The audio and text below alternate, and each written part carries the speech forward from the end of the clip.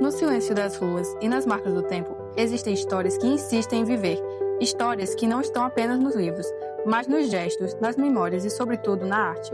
Durante muito tempo, a cultura local foi deixada à margem, silenciada por olhares apressados e julgamentos carregados de preconceito. Mas a arte nunca desapareceu. Ela resistiu. Nos traços simples, nas expressões populares, na força de um povo que nunca deixou de criar.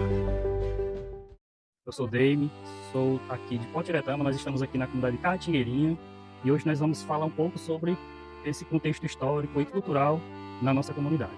E aí, para iniciar a nossa conversa, o nosso momento, a gente apresenta a nossa história a partir da Pequena Capela.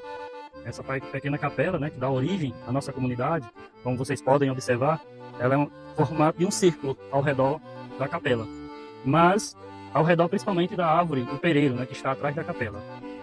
A origem dessa comunidade, ela se dá a partir de uma árvore, a árvore nativa, nacional, nativa do nosso território, nativa do semiárido, que é a caatingueira.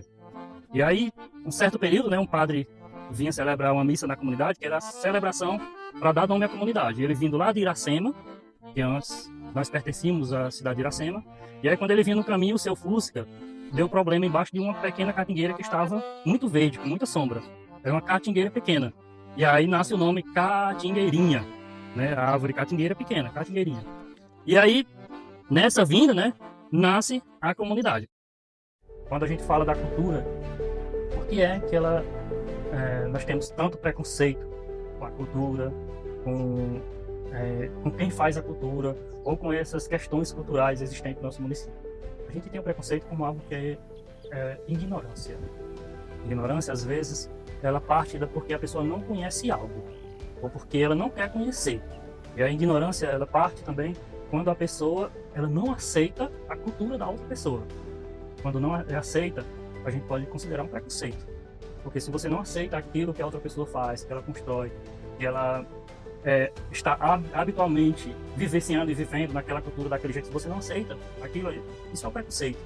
E aí, esses preconceitos, né, são várias, como que a gente coloca, são várias cadeias da nossa vida, quando a gente fala de controle social, de controle econômico, de até mesmo das vidas das pessoas. Um exemplo, o capitalismo. O capitalismo ele é tão severo de um jeito que ele não aceita que a cultura nativa indígena seja superior ao banqueiro. Eles não aceitam que aquelas pessoas que aprenderam a conviver com a terra, que aprenderam a plantar na terra, que aprenderam a sobreviver em um certo território, até mesmo hostil, eles sejam superiores aos grandes empresários. E aí, esse sistema capitalista econômico, ele faz com que as pessoas tenham essa habilidade, essa invisibilidade. Por que o agricultor, que produz seu próprio alimento, e consegue produzir sem agrotóxico, e consegue produzir alimento saudável, não é mais importante do que um grande empresário? E aí essa cultura, né, que quando se é colocado, né, hoje pensar em uma mudança de vida, em uma mudança de bem viver com as comunidades, com as tradições, com a vida no campo, diante do grande capitalismo, do grande empresarial, é insustentável. Porque os bens econômicos são superiores ao bem humano. Ok, pessoal, estamos aqui num espaço onde futuramente eu pretendo ampliar as visitas, né, para mostrar a questão da cultura e comparar, né, a cultura dos nossos ancestrais para a questão atual. Para você ter ideia que a gente também pode mostrar a evolução, como está rápida a evolução por exemplo, das telecomunicações. Aqui nós temos um exemplo bem comum, né? Esse telefone aqui, ele é bastante antigo, praticamente década de 40. Aí você veja que daqui já evolui para isso aqui. Aí vem os orelhões públicos. Já vem esses aqui que já vem com radinho que pegava numa área de 50 metros. Já causava já um impacto danado na população, de admiração. Então ele vem evoluindo até nós chegarmos aqui aos celulares. E aqui esses celulares, esses aparelhos, vocês vejam que já tem uma grande mudança. E aqui mês a mês eles vão evoluindo. Então é muito rápido essa questão da evolução desses objetos. E se a gente não tiver alguém que divulgue, assim como vocês, então vai chegar um tempo que vai se perder no espaço, né? A cultura existia e para muitos não vão mais achar que existiu. Vão dizer, não, isso não existia. Mas com esse documentário que é feito pelos alunos, sim, aí nós temos algumas provas. Então aqui tem mais objetos antigos, lampiões, ferro de passar.